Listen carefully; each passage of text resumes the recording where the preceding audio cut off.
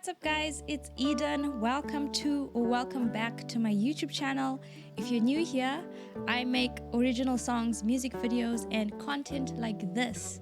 This is episode 14 of my series Behind the Songs, where I take you guys into an in-depth look into my personal life as an independent artist. If that kind of content interests you, why don't you hit the subscribe button and the bell for notifications so that you don't miss a single one of my uploads. So we're at the end of 2022. I can't believe I'm saying that, but it's the last day of 2022, and I thought it might be a good idea to just make a video listing the 22 things that I learned in 2022 in 22 minutes. There's probably more. There's probably more, like 45, but this video will be too long. And to keep this video a short length, I'm going to be challenging myself to tell each thing in less than a minute. Okay, here we go. Number 1, your internal work is more important than your external work. I know it sounds cliche. You've probably heard this told to you by your grandma 1,000 times, but guys, when I tell you that this hit home for me in 2022, in a world where everybody's trying to be seen, where it's as easy as picking up your phone and going viral than ever before, I think we value the seen more than the unseen in the society. I think we value what is external than what is internal. Your life, your actions, your motives, your ambitions all flow from inside. So if you don't have what's inside correct, chances are everything else on the outside is going to fall apart too. We're going deep straight away. Number 2, make time to be grateful every single day. Get a piece of paper or your journal and just write down 10 things that you're grateful for. If you suffer from negative thoughts, negative cycles of thinking, just cynicism towards people, or you just find yourself just really upset all the time, I highly recommend that you just take time to be grateful. You know, just thank God for the birds outside, or the blue sky, or the trees, the food in your belly, your warm bed. There's so many things that you can be thankful for, and that attitude of gratitude, I'm a poet and I know it, that attitude of gratitude will take you so far, further than negativity can. 3, work out. Phew. Go on walks, pick up a dumbbell, do jumping jacks, get your blood pumping, because your body is linked to your mind, obviously. Duh. And I know it's probably such a corny piece of advice, like drink more water. You know, you've probably heard it 1,000 times, but I can't express to you how much I appreciate working out now more than I ever did before, like in 2021 or before that. I think I gained a lot of weight in 2021 and I stopped exercising, and I noticed like a huge difference in my mental state compared to when I did take care of my body and take care of the body that I've been given to steward. Guys, take care of your health. You know, it'll help you in the long run. It's kind of like a win-win situation, okay? You'll never waste time walking or exercising. Avoid people that look down on you, make you feel inadequate, negative, or low energy.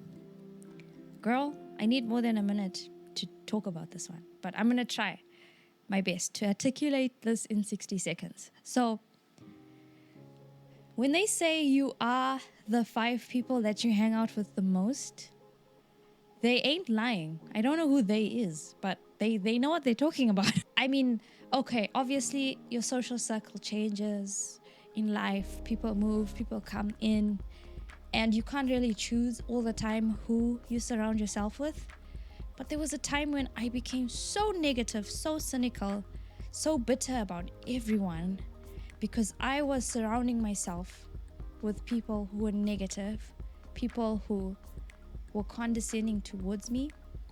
I had to distance myself because I found myself becoming them and like treating people the way I was being treated.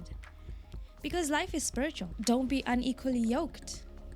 Don't yoke yourself with people that are going to bring you down, because you only have one life, and who you surround yourself with can impact your destiny.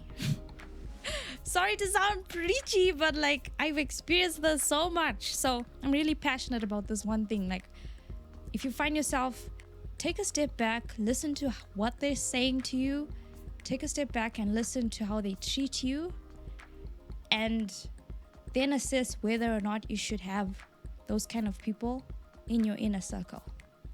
Speaking from experience, okay? You are not beer. I will repeat. You are not beer. Beer makes everyone happy, okay? You can't do that. I'm a people pleaser, and I'm working on that. And 2022 taught me that, there's always going to be those people that just don't like you for no reason. You are not beer, and you can't make everyone happy. And you're not perfect. We're not called to be perfect. We're not called to please everyone. And even Jesus, who was perfect, still got crucified. Okay? Let that sink in. Okay? He still got nearly thrown off a cliff because of things that he said. And he was the Son of God with no sin. So let that sink in. Gossip. If they talk bad about others, they will talk bad about you. If you are surrounded by people who are always complaining about whether it's someone in the church or the pastor or so-and-so down the road, I can guarantee you that the second you walk out that room, they're going to talk bad things about you.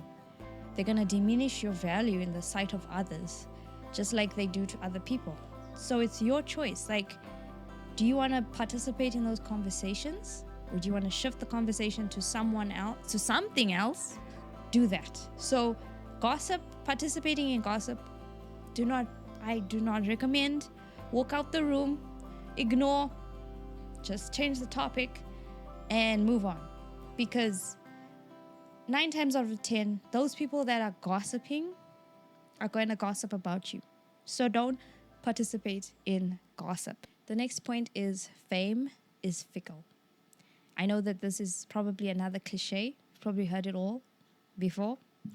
My aspiration was always just to have my own studio where I can create whatever I want, junk like this video, and post it and whatever, you know what I mean? But I started to crave fame. I started to want a taste of that pie that everybody has on Instagram, the views, the numbers, the attention.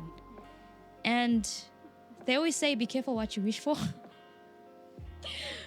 It just felt icky at one stage. And I'm not saying anything bad about people who are famous. I'm not saying anything bad about people who have attained to superstardom. I just believe that maybe it's a lifestyle that only suits like a select few. That leads me to my next point, which is humble yourself. You're not that important. But that's a good thing. I had some goals in mind that I wanted to attain to this year. It was really hard. I had to throw my first concert. It taught me a lot about people's loyalties and trust and things like that. Like these people that I was kind of hoping would support my vision just turn their back on me, and that's okay. Like, I'm not that important. I'm not that special that everyone should just run and do whatever I tell them to do, run to me at my every beck and call. And I think that's something about social media as well, is that it gives you a false sense of importance. That you think that, oh, you have all these numbers now, people should pay attention to you. But that's not always necessarily true. And I had to learn that the hard way, that I'm not that important. And that brings me to my next point, which is failure is inevitable, but it's okay to fail. I'm a go-getter type person. Like, I love to hit the ground running and doing stuff all the time. But sometimes I fail to recognize or I fail to account for the possibility of failure. There was a couple of performances that I did where I wasn't feeling so well, like I had COVID, and then like I totally failed the performance. I'm going to fail again somehow. I'm going to fail in my personal life, my relationships, my work. And that's okay. It's inevitable. We don't live like robots, perfect human beings, always doing the best, we mess up. But it's not the end, okay? Get up, try again. And failure actually is really powerful, because in that moment, it teaches you what you need to work on and what you need to change. And actually, I would even take it further to say that failure is part of success. I'm just going to put my blue light filter glasses on because the light from this LED is insane and I cannot see. So hopefully this helps with the glare. Put your phone down more. Life happens in those moments that you don't expect. Like, you can't plan life. Life happens all the time. And if you're constantly distracting yourself with social media and videos and things like that, you're going to miss out on life. And I can actually pinpoint the times that I really felt happy and joyful and full of life this year. And none of them had to do with my phone. None of them had to do with social media. They were all happening when I'm with people in community, out on a trip. There's so much to experience in life, and you're missing out on life if you spend most of it scrolling on social media. The average human being spends 7.5 hours of social media a week. Every week, you are spending 7.5 hours scrolling, tapping, scrolling, swiping. And what did you learn in that 7.5 hours? Imagine if you took that 7.5 hours to play guitar or read a book or sketch. What would you be in a month? What would you be in 365 days? Let that sink in, okay? Put your phone down. And I'm saying this to myself as much as everyone else. And I've tried to reduce my social media consumption by a lot. And I feel great. And it really even makes me question why we have these apps in the first place. Anyway, I'll make another video called 22 questions that I have from 2022. Okay, talk about how you feel. Don't bottle it up. I am someone who oftentimes bottles up my emotions. Or if someone insults me directly to my face, I kind of just walk away and I ignore it and hope that it would go away. But those bad feelings don't go away. They gather up over time. And sooner or later, they're going to explode. So you might as well keep a short account with your feelings by talking about them on the spot. Have someone that you can trust, who you can offload your thoughts onto, who will not judge you. For me, that's my husband, Kyle. And it helps me a lot. I don't know what happened along the way in my life that I just thought that I have to be independent. And I can't tell anyone how I feel. But speaking helps in the long run. It's okay to say no. People pleasers, beer humans. It's okay to say no. Like I mentioned before that I failed a couple of performances because I performed when I was sick. If, in hindsight, when I look back, if I had just said no, if I had just made myself unavailable and rested, then I wouldn't have this regret and the sound of people's laughter cursing my existence. When you can't give, it's okay. Like, it's okay to say no. And you're not a failure. You're not missing out on a huge opportunity. You're not being selfish. You are taking care of yourself. You're being a good steward of your body, of your mental health, of your energy and your joy and your peace if you just say no. Especially when it comes to things for free, you are allowed to ask for something in return because they are asking of your time, your energy, your talent, whatever it is. So don't be afraid to say no or ask for something. Like, people pleasers. Please hear me. Weeping may last for the night, but joy comes in the morning. Like, there's a season for everything in life. There's a season to be happy and joyful and fulfilled. And there's also a season to mourn and to weep and to grieve things that have been lost, mistakes that have been made, failures, misdirections. But that's one thing that you have to remember, is that it's a season, okay? And what it'll produce in you, the fruit that it'll produce in your life, is way more of value than the seasons when you're happy and everything's peaceful and you're not under attack. And, endure the weeping, endure the dark valleys, because it'll help you to appreciate the light and the joy more. I'm sounding like a preacher. I'm starting to pick up on different hobbies, like going for walks. I'm starting to sketch more in my sketchbook. I'm starting to take care of plants. And I realized that when you're a creative, sometimes your passion becomes your career and you don't have any other creative outlet. But it's okay to have hobbies that don't make any money. So it's okay to have something that you just do for pleasure, and it's not to advance you in your career path or whatever. I hope that makes sense. I have my work, which is for that purpose, for money. And then I have my passion. I just do it for the heck of it. I do it because I love it. But yeah, for you, that could be something totally different. That could be baking. That could be cycling, sketching, like I mentioned. Have something that you like doing just because you like it. The power of because. Listen more, talk less.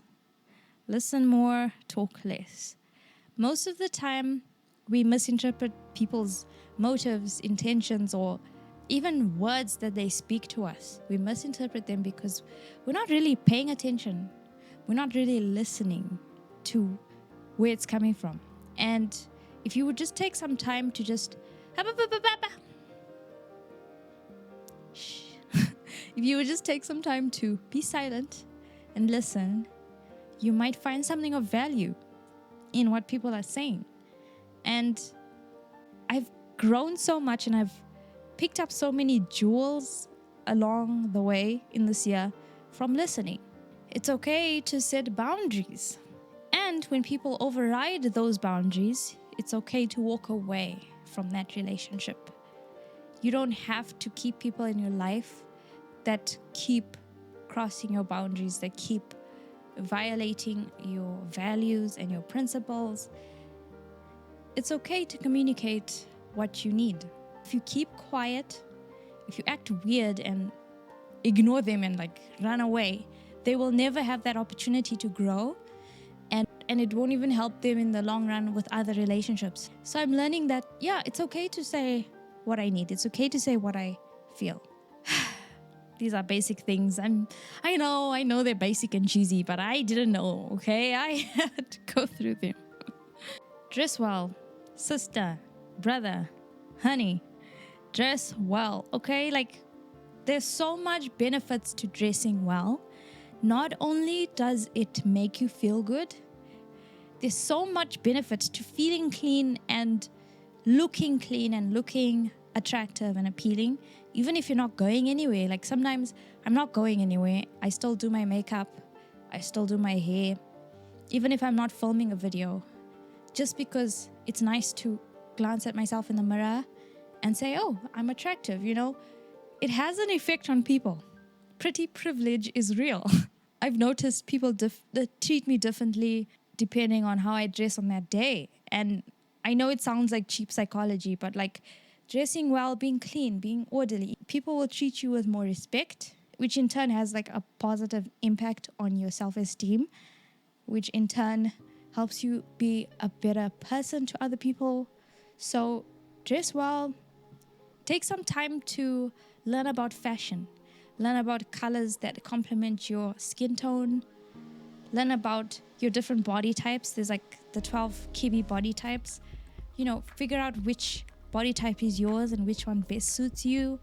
Take some time to dress in a way that flatters your body. I'm not gonna lie, I'm that tomboy who did not care about what I looked like. I just wore t-shirts, baggy shirts, or shorts, whatever I could find.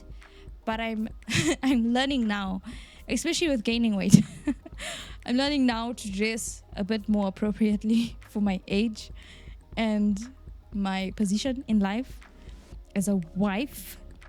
Your significant other or your spouse is your main priority. They always say like marriage will expose to you how selfish you are. And girl, when I tell you that I was exposed, I didn't realize how self-absorbed and how wrapped up in my own internal life I was, which I think it served me at a time when I was single. Okay, I needed to focus on Eden and no one else. I can't continue living like that now that I have a spouse. I have to now take all that energy and concentration off of myself onto Kyle. And in a way, it helps me.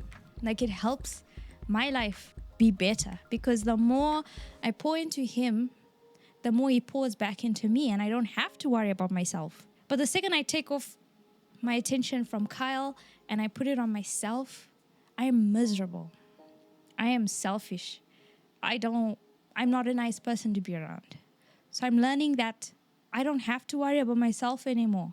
And that's what marriage is. It's just this beautiful thing where you don't have to worry about yourself, and then he takes care of me. I've grown so much in my work, in my passion projects this year because I stopped focusing on myself as much. And of course, I have moments when I fumble the bag. I focus on myself. I overthink. You know, everything goes to pot after that, basically. Okay, my last point is it's okay to take breaks. It's okay. You know, and I think God blesses people with ambition. You know, it's a God-given thing. Some people are just more ambitious than others. Some people are just more goal-oriented and focus-driven. And then there's some people who, you know, don't have that much ambition. And I think that's okay. Like, ambition can be a blessing and a curse in the sense that you can work yourself to the grave, literally. Like, you can burn yourself out, burning the candle at both ends. And I think rest is something that I'm going to really value and prioritize in 2023, because I've seen the other side of the curtain where I'm not resting, I'm not taking care of myself. And in this hustle culture, let's be honest, girl, I think hustle culture is dying out. Like, that was with the millennials. Okay, I'm kind of technically a millennial. I'm like in between the cusp of millennials and Gen Z. Like, I understand both sides. But like, I feel like hustle culture is dying out, and that's a great thing.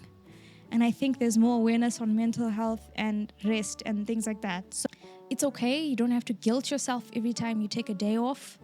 You don't have to guilt yourself for scrolling on YouTube for hours and watching my video instead of doing your work. Okay, guys, that brings me to the end of this video. Yeah, I just really hope that 2023 is the year for you. I really hope that if you're still watching this video, whoever you are, that 2023 is the year that you grow, you glow, you slay, you pray every day.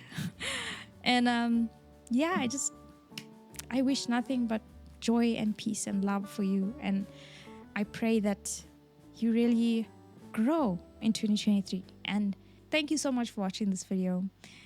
I hope that you enjoyed it, and I can't wait to see you in the next one. Have an amazing rest of your 2022.